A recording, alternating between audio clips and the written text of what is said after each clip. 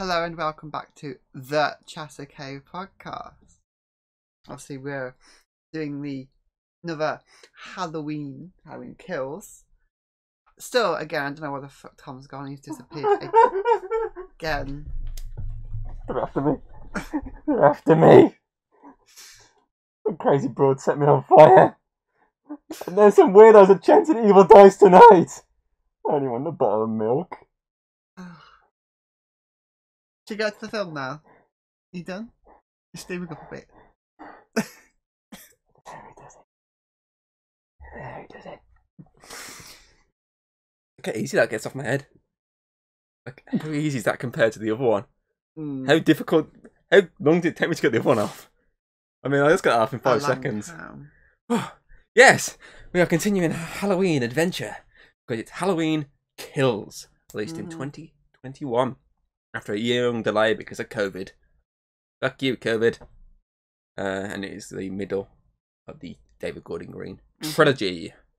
Obviously, it got a lot of hate from critics. Got a lot of hate from the audience.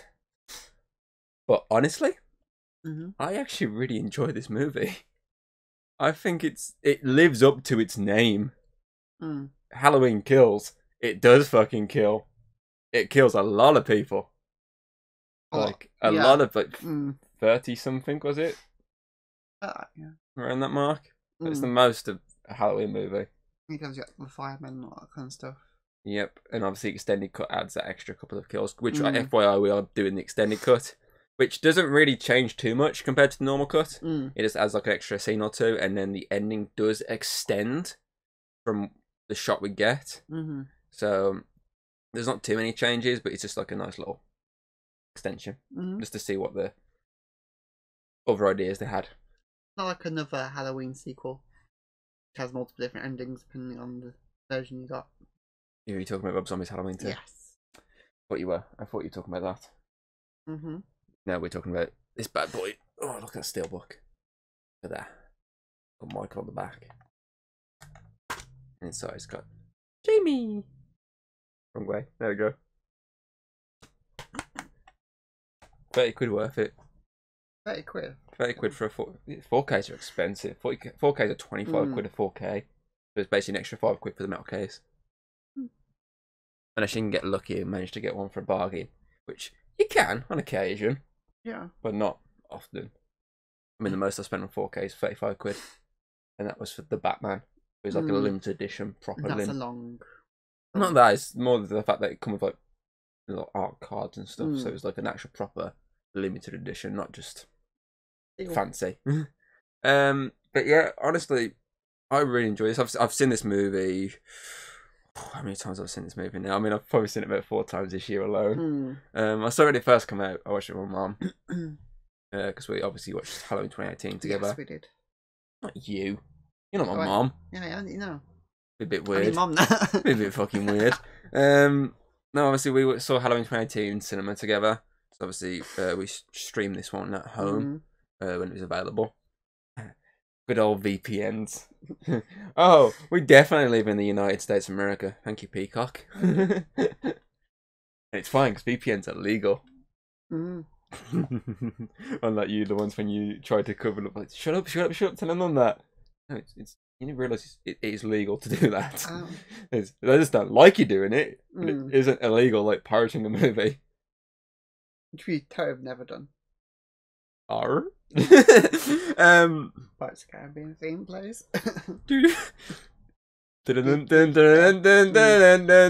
Copyright claim. I was gonna start doing the Halloween theme though. Like, that's not Pirates of the Caribbean. But yeah, obviously we saw that one when it came out, and obviously it's a case of we want to watch this when it comes out because it's, it's a follow up. I need to see the follow up, and we did, and obviously we both got some enjoyment out of it. I probably got a bit more enjoyment. Probably a lot more because it's you. Yeah, I mean she enjoyed the 2018 one, and she enjoyed the Kills to an extent, probably more than like most people did, but she enjoyed it. But yeah, it's. Actually, I've written a few notes because obviously we watched it yesterday. Just did a recap this morning. I did have a few notes to remind myself what I want to try and talk about. So one of the things I do want to talk about is the flashback continuation of the 1978 movie. So one of the big things with this is obviously it's the same night as the previous one. So this starts with Cameron on the phone trying to find Oscar to answer his phone. Obviously, it cuts to Oscar dead, impaled on a spike, and as we get him getting really annoyed before finding Hawkins, who is not dead. He's on the floor, basically bleeding out, but Cameron saves him in the start of his redemption arc, which is one thing I really like about this movie. And then, obviously, Hawkins wakes up and tells him he needs to die, and I need to be the one to do it. And then we cut all the way back to 78, after Loomis has shot Michael off the roof, with basically a young cop, who's actually Officer Hawkins, who's played by the actor who was in Kong Skull Island. He was the one who befriended John C. Reilly's character when they were talking about cubs and I think he was talking about bears and tiger cubs or something like that, because they're talking about baseball. Obviously, he's that character, the young lad. Obviously, he plays the young Hawkins in this, and he does a pretty good job. And obviously, he's chasing after a young Michael Myers. Obviously, the good thing with this, they obviously use two different actors for Michael. They use the older actor for the present. They use the younger actor for the past to give him, obviously, make him a bit more young. Makes sense. No point using like a 60, 70-year-old man when it's meant to be like a 20-year-old kid. But yeah, obviously, it follows obviously Hawkins chasing after Michael and failing to capture him. And then we cut around to different like people. Obviously, we meet the other cops of their time. Ones we've never met before. And then obviously we also cut to Lonnie, a young Lonnie who obviously is the kid that used to bully Tommy. And, you know, we got the one that calls Loomis to do the classic, "Hey Lonnie, get your ass away from there." Like, just meet him obviously getting bullied. The irony, the bully getting bullied. And obviously eventually the cops tell him to all leave because there's a serial killer on the loose. And Lonnie goes off on his own, obviously hearing all these.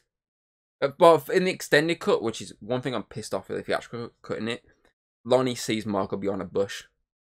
You know, obviously recreational shot of the shot where Laurie saw him behind the bush in the first one. But that got cut in the theatrical version. But in the extended version, it's there. And obviously he sees him. Michael disappears. Lonnie's kind of pissing himself here, like, shit, what the fuck's this? Goes to the bush, finds him gone, and then runs off into the scene that's actually in the movie, in the theatrical version, where obviously he hears the voices of the kids going, "Careful, Lonnie, he's gonna get you, he's gonna get," like, you know, being really like bullying to him, and obviously eventually he trips over, and then as he gets up, he's turned around to see Michael walking towards him, which obviously scares him even more, and basically causes him to like turtle his way, like roll into a ball. But obviously it's not Michael that grabs him, it's Hawkins and the other cop, and they he basically runs off, and they head off into Michael's home, where you see the dead dog. So obviously they never showed you it in the original one, but this one actually shows the dead dog. And then like the Rob Zombie Halloween 2, it doesn't show you him eating it. No, it just shows you that he has more than likely eaten it, because it does have like its side open, so he definitely has eaten it. But he just they don't show it. Yeah, thankfully. And obviously they sort of split around the house. Obviously, the cop up to this point has been telling Hawkins stories about Michael, how he used to obviously have to go around his house, how he used to be a bit weird. I used to look out the window at Haddonfield, and obviously when they go obviously one goes upstairs into the bedroom, obviously stands in Judith's room looking out the window and realises, okay, he's not looking out, he's looking in at himself.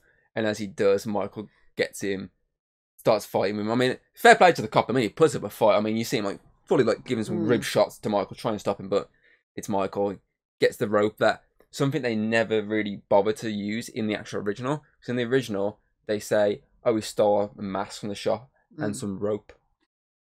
Never used the rope because obviously Annie choked out with his hands. Yeah. So he never actually used the rope. So this actually goes full circle back to that, and goes, okay, he uses the rope to strangle the cop. But of course, that's not what kills him. Oh no, it's Hawkins, because obviously Hawkins shoots him in the neck, kills him. Michael escapes outside, but of course he runs into all the other coppers and Loomis, who, by the way, is obviously brilliantly put into this film because he looks like fucking Donald Pleasance. The guy that they got to play him just perfectly look like him. Plus with the voice from the guy from the last one, Mm. you feel like Donald Pleasance in this movie, like decades after his death, which is really good. Mm. So that just sums up these flashbacks early on. It is that they put so much effort into making it feel like you're still watching the 78 movie. This is just an additional scene at the end of it. Yeah, it's like a remastered version. Yeah. It's one that just looks better. Even the music sounds like it's the original. Yeah. It's just fucking perfect. And obviously you get a few other flashbacks later on. Just remind you of those moments before obviously showcasing what actually happened to Hawkins afterwards, where the cop, like his chief, was like, okay, give me a gun. Yeah. I'm just going to brush this under the rug here. Like, you did the right thing. It is just a fuck up. Sometimes doing the right thing leads to what you basically happened. So we're just going to just try and ignore this ever happened. Of course, it's something that's eating Hawkins because he could have killed him. Not just there. The moment downstairs when obviously Loomis is about to execute Michael. He could have let Loomis kill him. He obviously stopped him because I think, if I'm correct, the quote from Hawkins is, "There's still someone's little boy inside there." Of course, this is a man with basically a boy's mind, little boy's mind. He's like a 6-year-old in a man's body. Yeah, that's the quote. And obviously, he just didn't want it to die.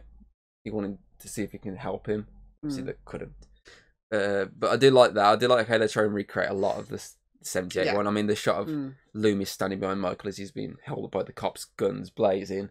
It's obviously a recreation shot of when he was a kid with his parents finding him with a knife.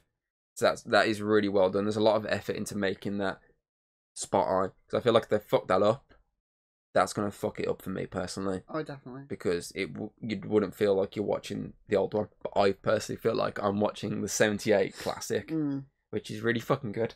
It's like an added on part of the of the film we never saw. Yeah. It feels like it was actually part of the film.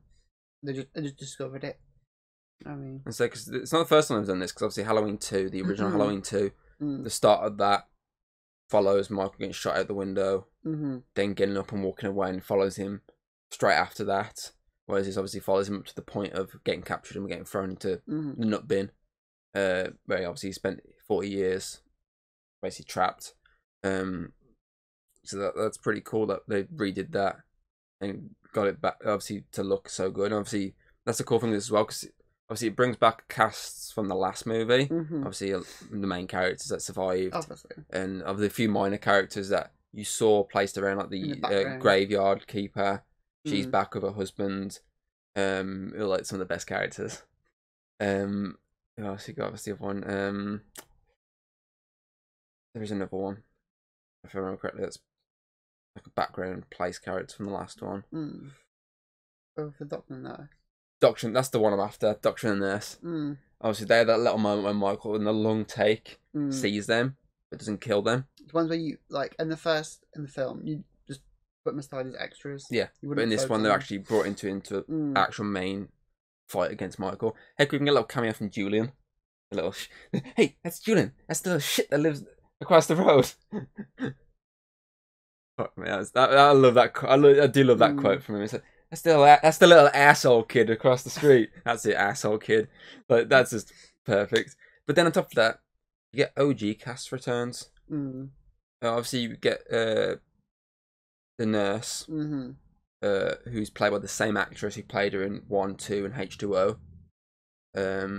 Marion Chambers.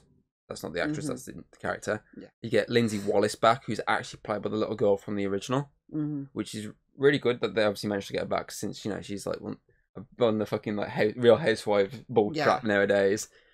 One of those crappy reality ones. So it's cool that they got her back. And you know, sometimes when you see like these obviously new Real Housewives bull crap fans, you think, oh, that's gonna be like, they're gonna overact this or something. It's gonna be like a bit of shit. But she actually does a really good job, I think, at selling the fear put on her by Michael. But then obviously we also have Jamie back, of course. Obviously. You know, she's barely in this movie, which I'll get to in a minute. But on top of that, we have obviously not recast first. First, we actually have the sheriff back, Brackett. Obviously the dad of Annie. Obviously he's back, the same actor. Obviously much older now. Oh, definitely. Was he in his 70s? I think it said. Most likely. I think it said it's like his 70s or something like that. Mm. Obviously, he's back as the security guard at the hospital. That's cool. They're finding a little way to place him back into, like, he's still law enforcement, just not proper law enforcement. So that's pretty cool. But then on top of that, we do have the recasts. So we have obviously Tommy back, who of course was in Halloween 1. Yeah. Little cameo at start 2. 4, a little cameo, and then 6 where Paul Rudd played him, which is a shame that Paul Rudd didn't play him again. He would have been Paul Rudd. It would have been great to have seen Paul Rudd as him again, but because then that wouldn't make me as upset as how they handled Tommy eventually at the end of this. Because obviously Tommy's played by Anthony Michael Hall, who was in National Lampoon's Vacation as Rusty, the young kid, and also Breakfast Club, and a few other things here and there. Obviously, he plays a more bigger version of Tommy compared to Paul Rudd's more, leaner figure. That's like a blokey. Yeah, it kind of upsets me then we don't get like a proper fist fight with Mike. That would have been really cool. It's more of like a yeah, like it's a shame we don't get a proper showdown between these two hulking of humanity. And on top of that, we also have obviously the adult Lonnie, who's played by an actor who was in a lot of fucking what's the director's fucking name? The guy, the Haunting on Hill House, that TV show. Yeah. And the Bly Manor. Yeah. The guy who made them, he's in a lot of his stuff. I can't remember the director's name off the top of my head. He's done a lot of Stephen King stuff and other horror films here and there. God, that's gonna bug me now. That is. He did Doctor Sleep. Fuck it, carry on, because he was in Doctor Sleep. Ironically, the guy was, which makes sense. And obviously he plays. Honestly, I really like that character, that Lonnie character. Like, you better get him in the original. He's just a bully, but in this, he's actually pretty cool. He's actually, the actor is spot on. Like, the emotion he gives, especially when he sees like dead bodies of his friends. Yeah.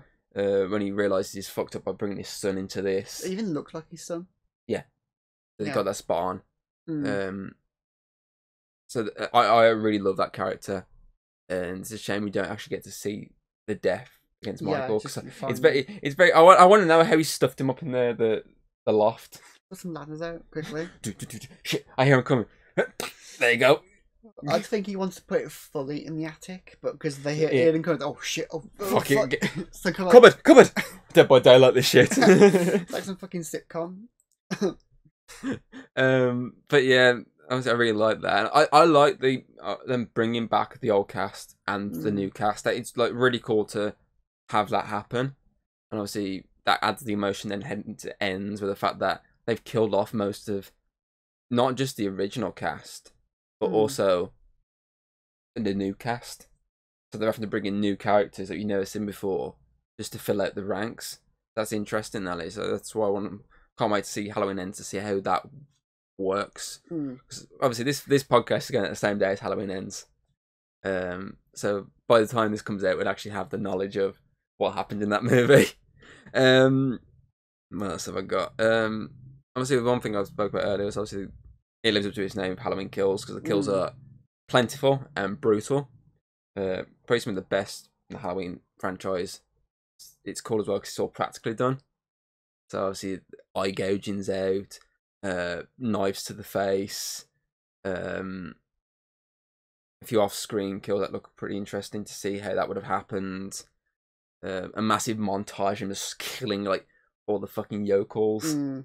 And of course the non-Michael death of Mango Splat. R.I.P. that guy, the penguin guy that got killed because mob mentality. Yeah. It's kind of realistic though. I mean, a lot of people hate the mob stuff, but for me it's kind of realistic. It's realistic. That part I'd say would be realistic. It's more of the fact that they became a mob in the first place. Evil dies tonight. Because of that. Just that one catchphrase. Gotta start it somewhere. Gotta start it somewhere. All hell the Watcher. All hell the Watcher. But yeah, I do like that. And obviously, as I said, the extended cut adds a couple of extra sequences. Obviously, the eye gouging scene's extended in the extended cut, so you see a bit more of that. And then the end montage adds actually like another 2 kills. And then on top of that, obviously, one of the last kills of the movie is obviously Karen's death, which sets up a big part then of ends the fact that her daughter, her mom, is dead. That's going to be a lot of emotion for both Alison and Laurie. Sorry, I got an itch on the back of my head. It was making me not think. It's the mask. Mask makes my head itch a bit. No wonder he kills people. I know, right? But yeah, like the practical effects in this are really good.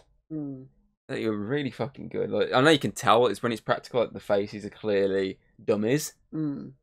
But I'm fine with that because it makes it like it means they can do a lot more. As the eye gauge, it means they can have like fake eyes popping out, which makes you go, oh, oh, oh, oh, oh. And on top of that, obviously, you also have the blade in the eye with the doctor. Yeah, with the prosthetic. He's actually technically a nurse. The irony, switch around. The reverse kill. Obviously, they did that with the knife in the eye, which is an actual kill. So if you watch the behind the scenes, they actually talk about the fact that that wasn't actually going to be in the movie, but then they showed it to a test audience, and the test audience reacted like really good to it, and they're like, "Keep it in then." I mean, I don't know why you wouldn't put it in because I mean that's a really good, solid kill, like really solid. It's probably more of the thing of like because obviously eye stuff tends to be like a big. And if they're going with the gauging one already, yeah, it's a case of too much. Yeah, people liked it. Makes sense. Obviously, another practical kills you have is obviously the firefighter death. When he just massacres all the firefighters. Obviously Cameron's death of him getting like head smacked, like fucking destroyed completely. And obviously the old couple. Obviously the guy getting fucking a glass shard through the back of his neck, and obviously the woman getting a fluorescent light tube through the fucking throat, blood squirting. That's just like, whoa, that is like fucking really good. I mean, they spoiled that in the trailer, which is upsetting. But I mean, seeing it actually play it properly, and then seeing the behind the scenes of how they did it and how they struggled to get it to work, shows the dedication to getting it right.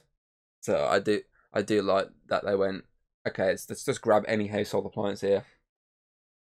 That light there, you could break that and you could use that.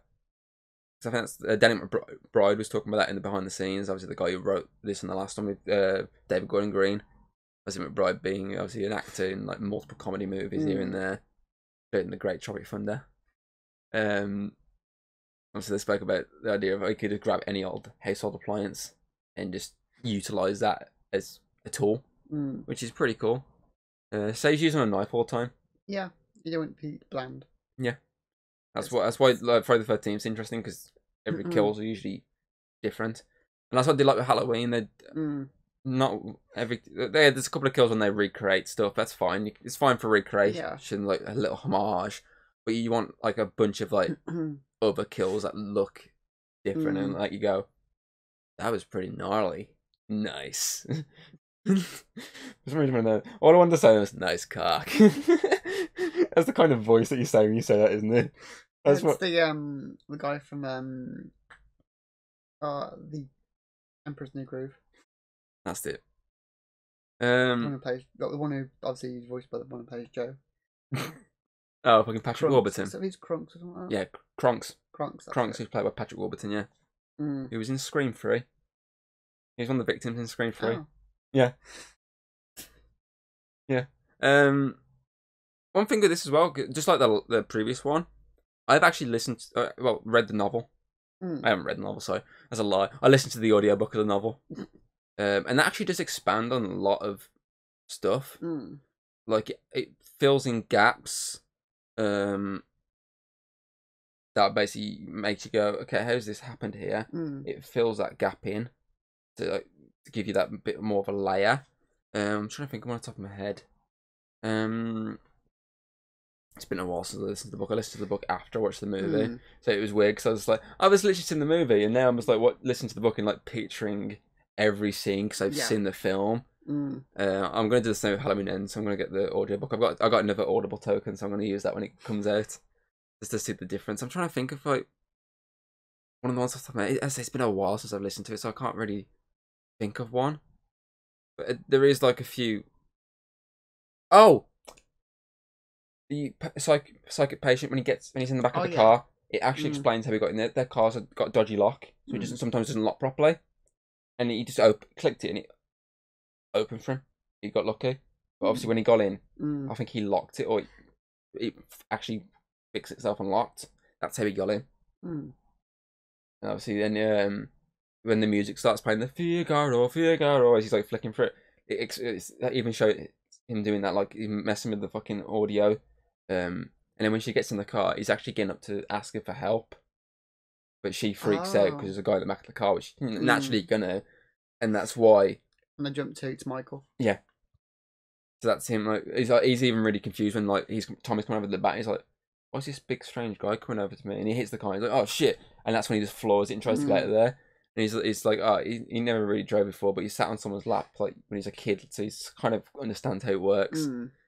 But yeah, there's a lot of like little bits of that explaining like stuff, how that works. But I do like that in the audiobook. It does fill the gaps and make me then go, okay, that actually adds to the movie, because then when people may have watched it and gone, it makes no sense. How does he get in the car? I can then go, okay, I know he got in the car. So he got in the car this way. Then that actually does make sense. It's not some bullshit thing. So in my opinion, that adds to the movie, especially if you listen to the book. Oh yeah, definitely. What else we got? There's a lot of big moments like that where you're not quite sure how it happened. No, you're not quite sure if it's him or Michael. Oh, obviously in the book the book it explains it, but obviously what's his fucking name? I don't think it was the character's name. Oh, Penguin. He does look like Danny DeVito's Penguin from Tim Burton's one. Obviously, the actor sadly passed away in real life last year before this film came out. Begins with a T, I think. Carry on. Yeah, obviously, there's lots of moments where you're not quite sure. Your question. Who's who? Yeah. Like, there's a scene where obviously Big John, Little John, we'll talk about them in a bit. But there's an intruder in the house. All you see is the door open and a red bloodhound, and it cuts to other shots of someone's coming into the hospital, breathing heavily, and you're not quite sure which one's Michael, which one's not. And it's not until you see the face in the window, like Tribbery or something. Oh, it's gonna fucking bug me. I'm gonna have to Google. But he basically sees the penguin-looking guy in the hospital because you see his reflection in the glass. Going, help me, help me. Is it him? Is it Michael? It's Michael. Yeah. This little guy here is Michael. Get him. And it's like we finally know it's him, Tivoli. But everyone else doesn't know. I think that's a Tivoli. It says he's died in real life. I know it's him. May 2021. Yeah, Tivoli. Yeah. Obviously, you don't know until that point if it's him or not, because it could be Tivoli in the house, because we know Tivoli's injured thanks to the car crash. And they have been saying... And the bus crash. And they have been saying that Michael's going to come to the hospital. He's going to come adamant here. He's coming for Laura, even though obviously they've does. constantly pointed out that he never even went for Laura in the first place. Yeah. The doctor, Sartay, made it happen. It's more of like their fears of like clouding their judgment. Yeah, they'd have seen like someone in a gown and it's like, shit, he's got blood on him. It's Michael. Get him. And it's like, Michael is notorious for using his mask.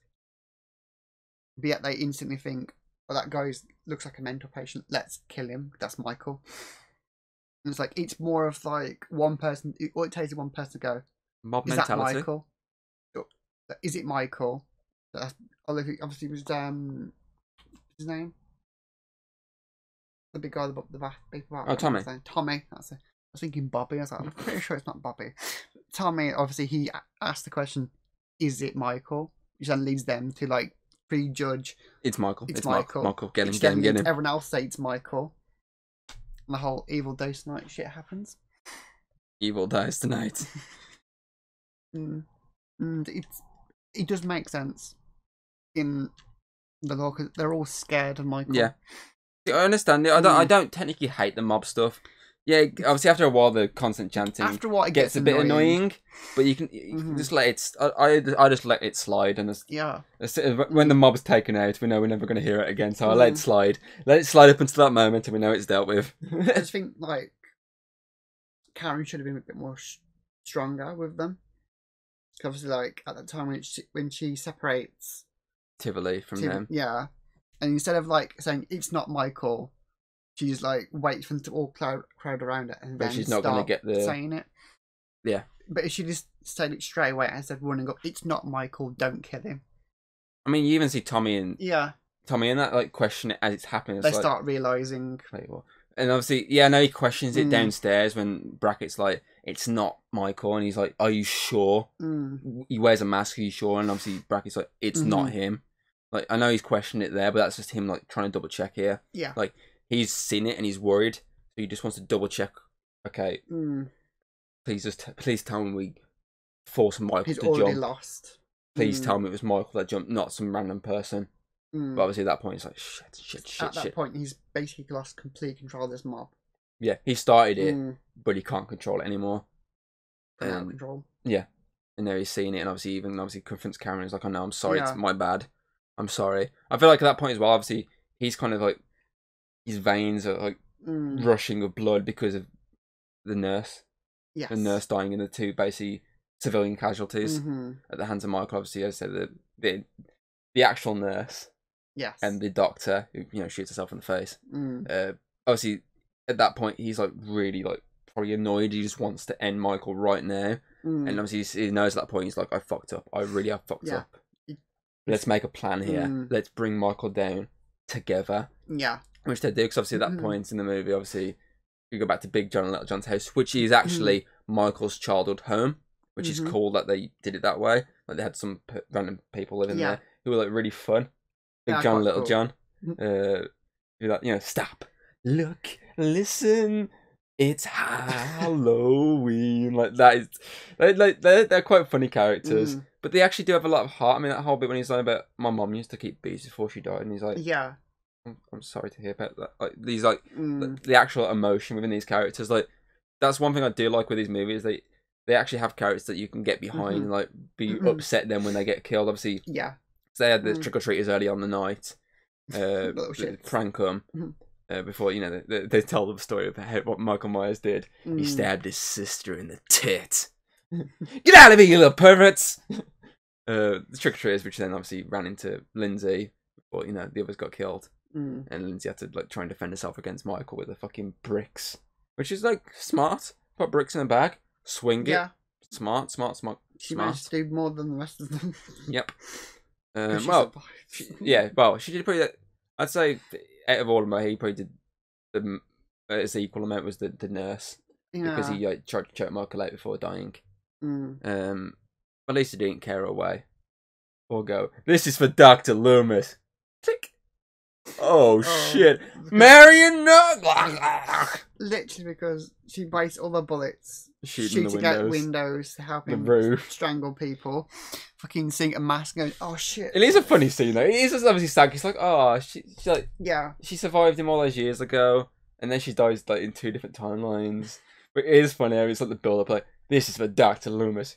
Click, click, click. It is quite funny. That is. But yeah, obviously it goes back to the Myers house where obviously this couple, obviously the intruder in the house, they both grab stupidly sized knives. Big John, who's the small guy, gets the little knife. Little John, who's the big guy, gets the big knife. It's a penis joke. Obviously, Big John's the one who obviously carks it with the eye gouging out. Whereas Little John obviously finds him off screen and gets the off-screen kill. But gets the whole Michael, you've come home. Yeah. Which, it's just, that's probably he is probably the lamest of the kills. Yeah. Out of all of them, because I mean the guy that stands there, he lets it happen. Yeah, I know at least with the woman when she did it, she at least looked fearful. Like that's why she just didn't go for the door. That's why she grabbed the knife. She was scared for her own safety. Like shit. Whereas he's just looking at him, just like he's scared, but not like he's accepted his fate. Yeah, like he's just accepted. His lover's dying. Whereas she's like actually fearful of death. Like, she's like waiting for it to happen. Like she knows it's coming, but she's gonna. If she can move and defend herself. If she can't, fuck. Whereas he's just literally like, okay. But obviously they go. Obviously Cameron, his dad, and obviously Allison get there. Obviously his dad has that tearful moment again. Obviously he had a tearful moment when obviously they found the nurse dead. Yeah. And there's a tearful moment again. And then he's like, "You dumbass! You brought your kid to the belly of the beast." And he's like, "You stay here. I wouldn't feel right with you coming in with me. I'm going to deal with this myself." goes inside, hear the gunshot, they have to follow. They obviously do the bottom of the house to try to find it. Obviously, they all go upstairs. Alison goes in the one room, finds the dead body. Obviously, in Michael's patent, decorating of the room. Obviously. And she pulls the knife out, so she has a weapon. Obviously, Paul Cameron then obviously has the blood drip on his hand and finds his dad in the attic, dead. Before obviously, but Michael comes barging out of the fucking room, bashes him, obviously stabs him, slams him against the wall. Obviously, Alison comes out, starts fighting back. Michael just smashes her head off the fucking banister and throws her downstairs. She breaks her ankle. Obviously, then Cameron just gets the shit kicked out of him. Like fully just gets just wrecked by Michael in like a really sad death, because you finally actually are getting behind this character. Like, I know you did a dirtbag thing at the end of the last one, but you really are behind this guy now. You want him to survive, and then Michael just does that thing. Is that one thing? Obviously, he splashed him all the way through the banister, and he's just there drawling. And he's walked to the top of the stairs, and obviously the classic Michael pose at the top of the stairs. The music's kicking in, which is incredible, which I'll get to in a minute. Going down the stairs, then fucking, she's like, "I'm here, kill me, I'm right here." And obviously in the process, he just turns, grabs Cameron's head, and you just hear the snapping of the neck, which is like, sends chills down your spine, like, oh, fuck, shit. Like, it's not like a gruesome death like the others, but it's kind of emotional. I mean, there's a bit of gruesomeness to like the fact that he prolongs the kill. Yeah.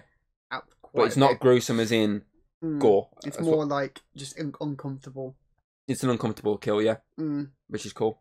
Which is really cool. And then on top of that, obviously fucking Alison actually tries to fight Michael, gets wrecked instantly, but then spots her mom, who pitchforks him in the back, which I do like that they see the pitchfork in the side of the screen at one point, and you're like, okay, that'd be useful here. And obviously she comes in, stabs him, curb stomps his head into the fucking stairs and steals his mask just to lure him into the middle of the mob. See, what I would have done if I was her, though, use that pitchfork in the head. Yeah. Obviously, she doesn't want to be the one. She wants to kill him, but she still wants the mob to basically make him pay for what he's done. Like, she doesn't want him to have a quick death. She wants to prolong his death, a bit like what he did with Cameron. Yeah. So she drags him all the way to the mob. The mob obviously come in. She does the line from the first one of "Gotcha," and then on top of that, Brackett does the line from the first one of "It's Halloween." Everyone's entitled to one good scare, posing his gun at him, and everyone comes in and starts beating the crap out of him, shooting him. Michael gets the shit kicked out of him in this movie, which I don't know how this man's still standing, but I do like, obviously, then we get the monologue of Jamie Lee Curtis saying he's not a human being. He's like, no mortal man can survive this stuff. And as she says that, obviously, he kills Brackett. Yeah. Like, Brackett, who obviously spent all these years with the loss of his daughter on his shoulders, finally meets his end with a knife slash to the throat, which obviously shocks Tommy because the blood actually splatters over Tommy's face. Like, he's like, shit, and then Michael goes for the montage of murdering everyone one by one, and it cuts to Tommy swinging old Huckleberry, which he planned, obviously constantly for the movies, constantly going, I'm going to swing old Huckleberry, night, Michael, night. And as he goes to swing, like, raises it to hit him, obviously he gets stabbed in the gut. Obviously a very quick death for Tommy here. Because then you just get Michael with a bat in his hands, goes, hey, bala, swing, smash. As you get the blood splattering over into the air, as Michael basically smashes Tommy's skull in. Which I think would have been cool if we got to see a fight between them. Proper fight, yeah, like fist rather fight. than like a quick. Instead of like him about to kick. Yeah. Do like a big hit and then. I understand why they did it. Get to do it. It's part of the montage. I understand why. Yeah. Because obviously they need to hurry up. The film needs to end quickly. Obviously then they've got to do the fucking Karen death at the end where she gets like psycho murdered at the end. Yeah, where he comes down and going, gotcha. Yeah. This is where the gotcha, and just murders her. And obviously all this while Laurie's just looking at the window, and eventually he's looking at the window. They're both just looking at windows, and it's like, but obviously the extended version is she actually rings Karen. Obviously the phone goes, he answers the phone, and she just hears the breathing, and she goes, I'm coming for you, Michael. Puts the phone down, then grabs the knife and walks out the hospital. Honestly, I prefer that ending. Yeah. But obviously for the fact that it's not following on, it's actually 4 years later, I understand why it would be the case of her not going out, obviously going after him right then and there. But I still like to think the theatrical version, she still does do that, but she doesn't find him. Like, he's already gone at that point. Most likely. He's already run off, and hidden underground where he's hiding in the sewers. So I like to think it still does happen that way, just we don't get to see it in the actual thing.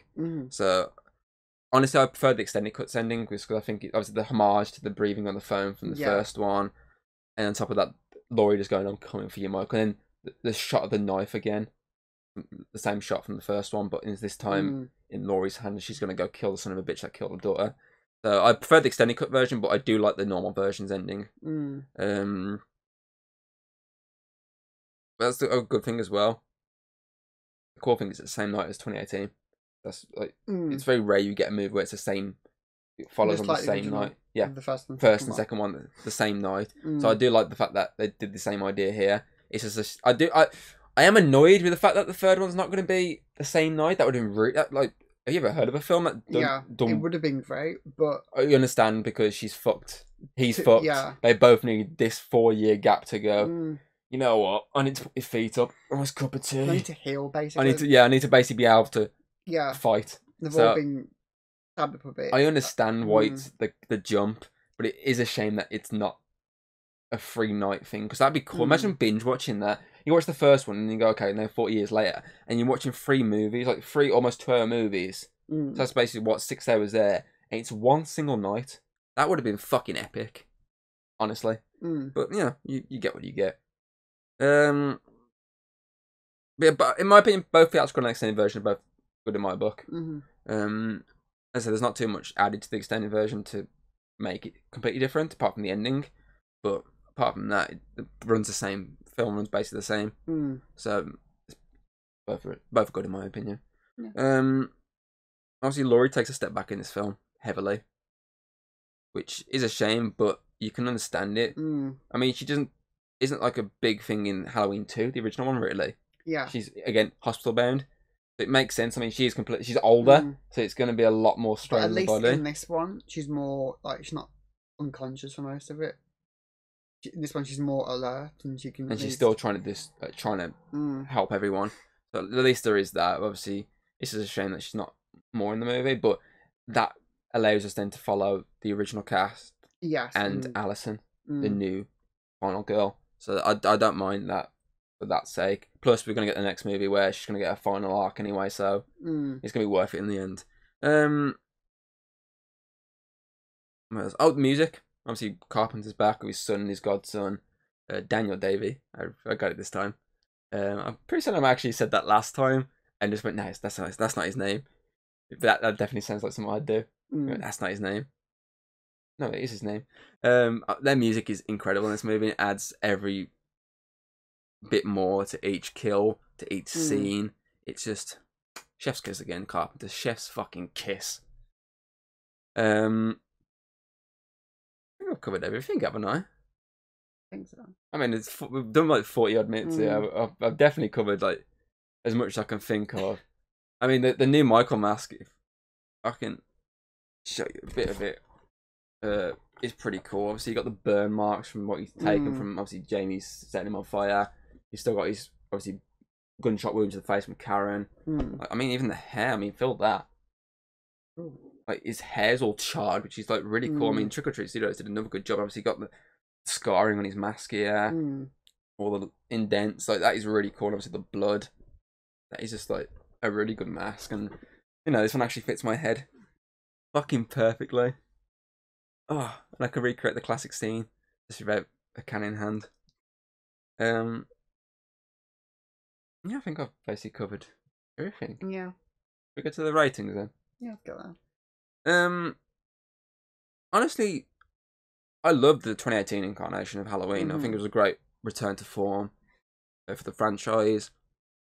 But I do actually prefer Kills to it.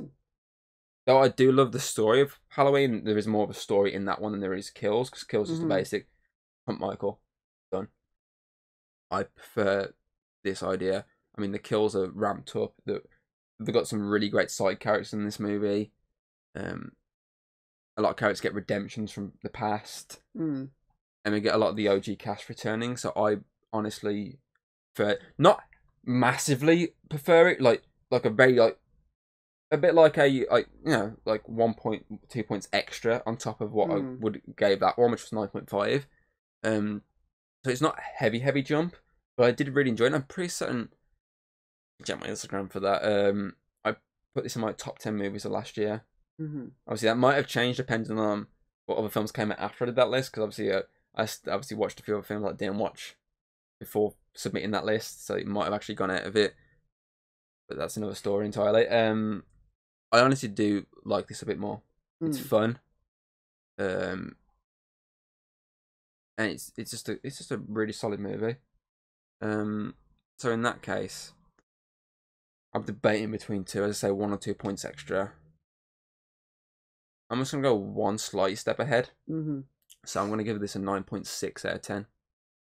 Okay. I honestly really enjoyed this movie, and as I say, it's only just slightly better than 2018's, but both add to each other perfectly because of the continuation.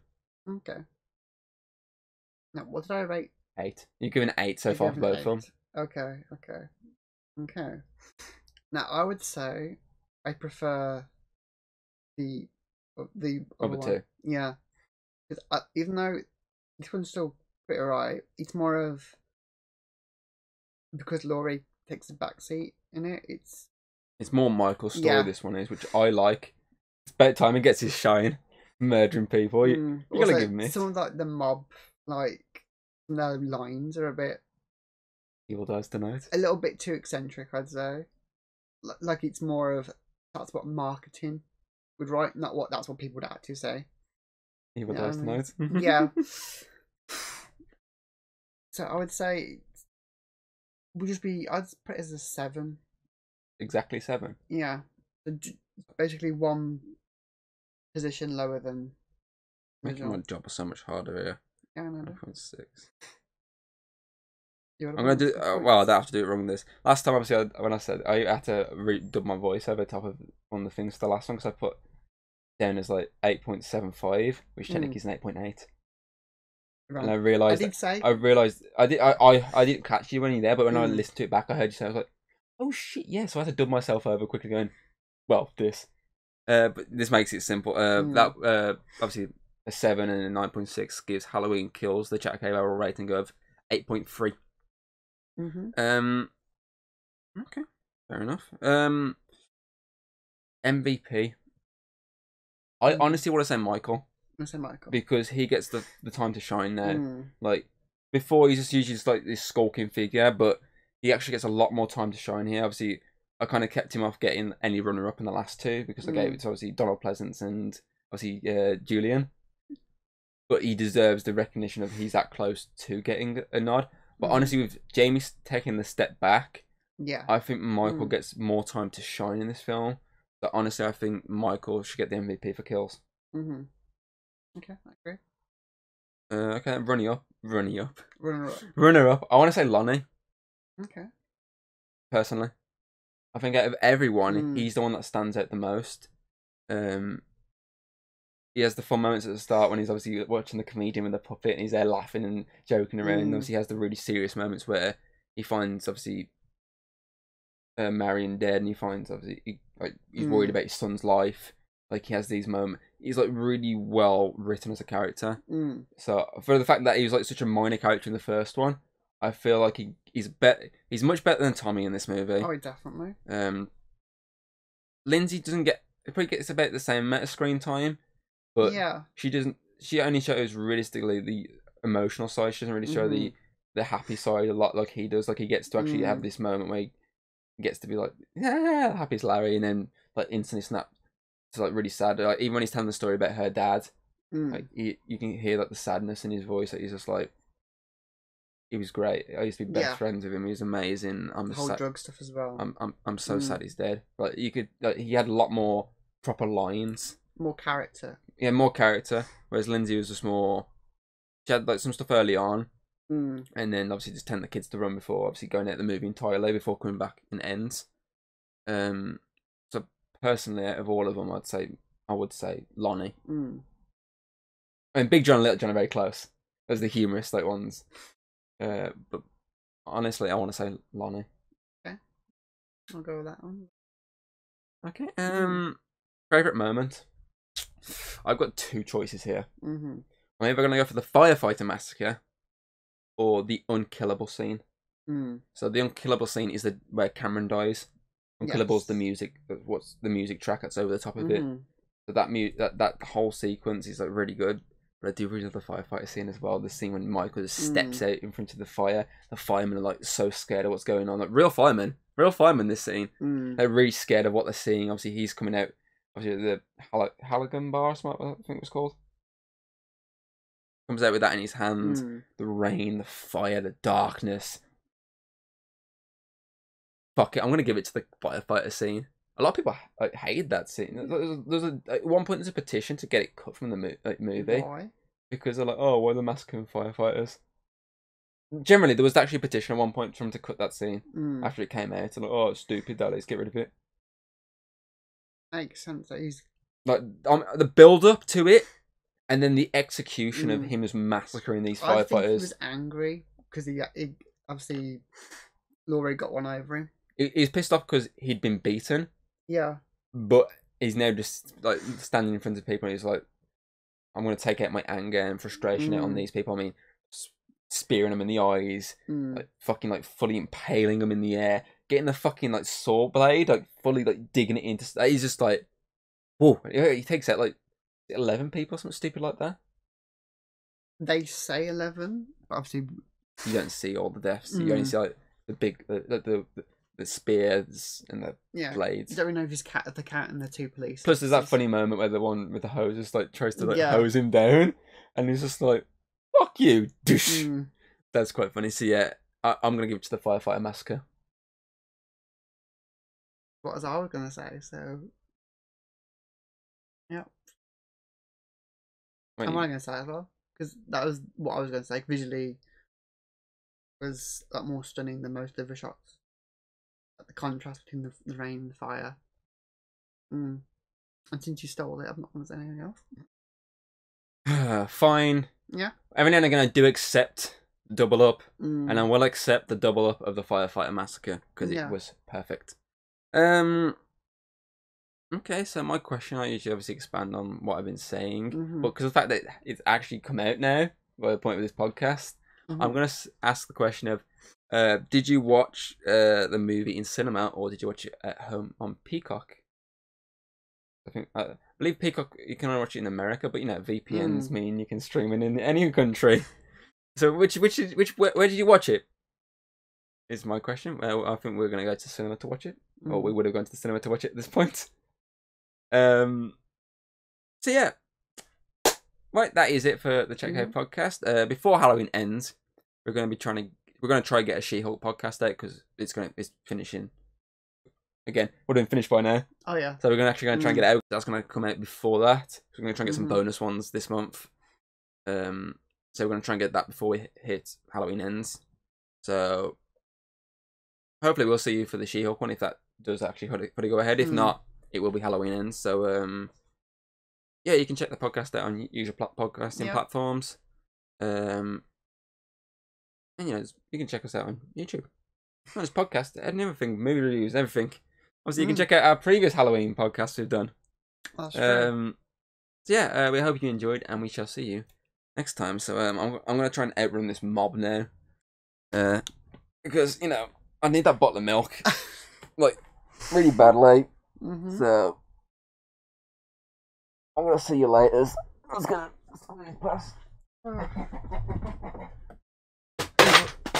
Evil dies tonight.